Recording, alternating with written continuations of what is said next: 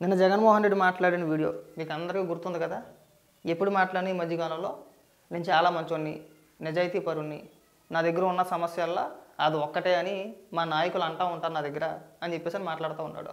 ఒకసారి ఆ వీడియో వినిపిస్తాను, వినండి ఒకసారి. ఎందుకు చేయలేకపోయినాను అంటే ఈరోజు ఇప్పుడు అంటారు చాలా మంది ఎమ్మెల్యేలు నా దగ్గరికి వచ్చి, అన్న నీతో ఒక సమస్య ఉంది అన్న అంట. ఏం నా సమస్య అని చెప్పినట్టే, అన్న నీతో ప్రాబ్లం, నేను అతి మంచితనము అతి నిజాయితీతనం, చాలా నీతో ఉన్న సమస్యలు ఉన్నా అని చెప్పి. చాలా మంచితనం అన్న, అతి నిజాయితీ అతి మంచితనం జీవితం. చూడు ఇక్కడ జగన్మోహన్ రెడ్డి ముఖ్యమంత్రిగా ఉండగా మీ అందరికీ గుర్తుండే ఉంటుందండి. ఇదిగో జగన్మోహన్ రెడ్డి ముఖ్యమంత్రిగా ఉండగా 2 సినిమాలు వచ్చినాయి, 2 సినిమాలు తీయించుకున్నాడు.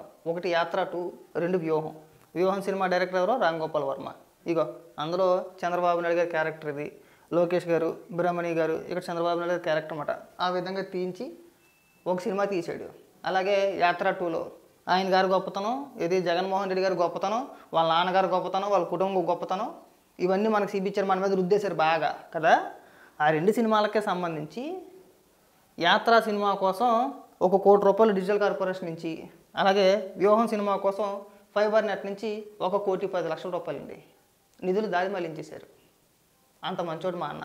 అంటే మా అన్నకి భజన చేయడం కోసం ఖర్చు అంతా 2,10,00,000 రూపాయలు. అక్కడితో అయిపోలేదు. ఆ 2,10,00,000 అయిపోయింది అనుకున్నారా? అవలే, ఇంకా ఉంది. అది కాకుండా జగన్మోహన్ రెడ్డి ప్రభుత్వం గురించి పొగడడానికి, జగన్మోహన్ రెడ్డికి భజన చేయడానికి 60 వీడియోలకు గాను 2 కోట్ల రూపాయలు రిలీజ్ చేశారు. ఎంత? 60 వీడియోలకి 2 కోట్ల రూపాయలు. అది కూడా చదివినిపిస్తుంది చూడండి.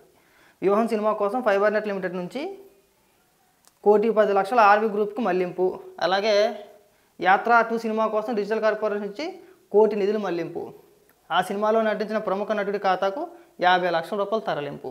ఇంకా వచ్చింది చూడండి, ఇదిగో 60 వీడియోల తయారీ కోసం 2 కోట్ల టెండర్లు పిలిచిన డిజిటల్ కార్పొరేషన్. ఆ వీడియోల తయారీ పేరుతో 2 కోట్ల రిలీజు. ఇన్వాయిస్లో పేర్కొన్న 60 వీడియోలు లేవని విచారణలో వెల్లడి. 60 వీడియోలు లేవు, 60 వీడియోలు ఎవడో చేయలే. 60 వీడియోలు లేకుండానే ఈ 2 కోట్ల రూపాయలు నిధులు మళ్లించేసారండి. ఈ ఒక 2 కోట్లు, అది ఒక 2,10,00,000. ఎంత? 4,10,00,000 బయటకు వచ్చింది ఇప్పటి వరకు. ఇంకా ఏవేం కార్పొరేషన్లు పెట్టి ఎంతంత తినేసారో ఎంతంత నొక్కేసారో తెలియదు. పైగా ఏమని మాట్లాడతాడో, మొన్న రామ్ గోపాల్ వర్మ గురించి మాట్లాడినప్పుడే నాకు డౌట్ వచ్చింది. అసలు సొంత కార్యకర్తలు నాయకులు అరెస్ట్ అయితేనే జగన్మోహన్ రెడ్డి పట్టించుకోడు, అలాంటిది రామ్ గోపాల్ వర్మ పైన కేసులు పెడితే వ్యూహం సినిమా తీసినందుకు రామ్ గోపాల్ వర్మ పైన కేసులు పెట్టి వేదెత్తున్నారని మాట్లాడాడు. నాకు అప్పుడే డౌట్ వచ్చింది. సడన్గా రామ్ గోపాల్ వర్మ గురించి మాట్లాడుతున్నాడంటే మొత్తానికి ఏదో జరిగింది, జరగకుండా లేదని చెప్పేసి అని. ఎందుకంటే ముఖ్యమంత్రిగా ఉండగా రామ్ గోపాల్ వర్మని 1 2 సార్లు ఇంటికి కూడా పిలిపించుకున్నాడు. రామ్ గోపాల్ వర్మని ఇంటికి పిలిపించుకొని మరి ఈ సినిమాకి సంబంధించి, వ్యూహం సినిమాకి సంబంధించి ఎవరిని ఎలా కించపరచాలి, ఎవరిని ఎలా తిట్టించాలి, మనం ఎలా భజన చేసుకోవాలి, నన్ను ఎలా పొగడాలి, ప్రజల నెత్తి మీద మనల్ని ఎలా రుద్దేయాలి, మన మంచోడు అంటే జగన్ అనే దేవుడు, ఒకే ఒక్కడు సింగిల్ సింహం, ఢిల్లీని గడగడలాడించేసాడు, ఇక్కడ పీకి కట్టలు కట్టేసాడు. ఇదంతా మళ్ళీ ఎవరి సొమ్మయ్యా? మళ్ళీ ప్రజల సొమ్మే. జగన్మోహన్ రెడ్డిని అడుక్కు తింటున్నాడా? ఏమయ్యా జగన్మోహన్ రెడ్డి నువ్వేనా అడుక్కు తింటున్నావా? నీకు భజన చేయడానికి ప్రజల సొమ్ము ఏంటి? నాకు అర్థం కావట్లా.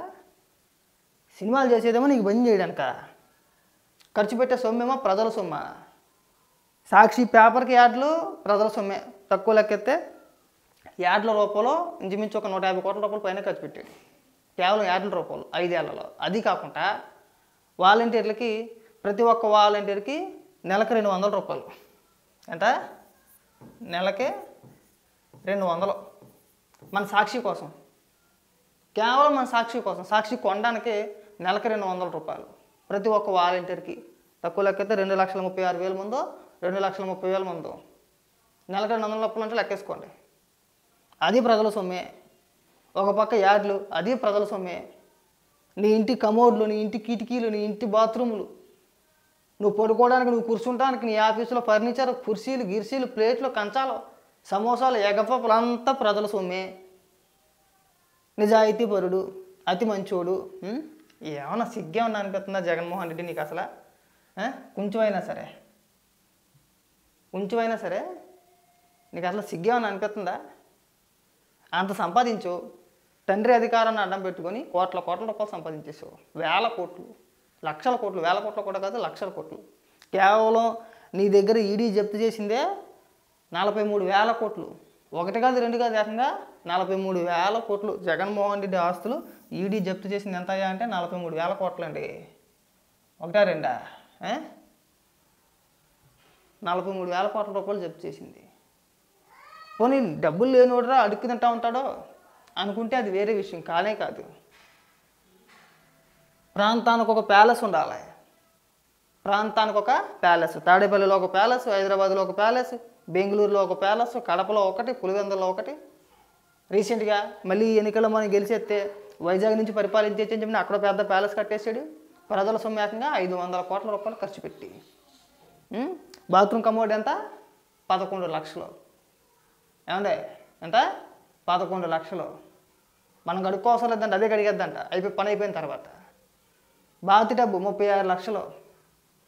స్నానం చేస్తానికి అయ్యగారు జలకాలు ఆడడానికి 36 లక్షల రూపాయలు బాతి డబ్బు. అది కాకుండా మసాజ్ టేబుల్, అదొక 12 లక్షలు. మసాజ్ టేబుల్, థాయ్ మసాజ్ మాట. ఆ టేబుల్ మీద బొమ్మల్లో పడుకుంటే విదేశాల నుంచి మసాజ్ చేసే వాళ్ళు పిలిపించుకొని, లేదంటే మా అంబటి రాంబాబు ఉన్నాడు కదా ఎలాగన్నా, అంబటి రాంబాబు చెప్తే అలాగే అరేంజ్ చేస్తాడు. మసాజ్ టేబుల్ దేనికి నాకు అర్థం కావట్లేదు. మాట్లాడితే చాలామంది మాట్లాడుతుంటారు, కొంతమంది మేధావులు కూడా. అది ప్రభుత్వ భవనం, ముఖ్యమంత్రి గారి కార్యాలయం, ఓకే అనుకుందాం. ముఖ్యమంత్రి గారి కార్యాలయంలో, ప్రభుత్వ భవనంలో బాది డబ్బు ఎందుకు? మసాజ్ టేబుల్ దేనికి? దేనికయ్యా? బెడ్ దేనికి? ఏంది దేనికి? దానికి సమాధానాలు ఉండవు.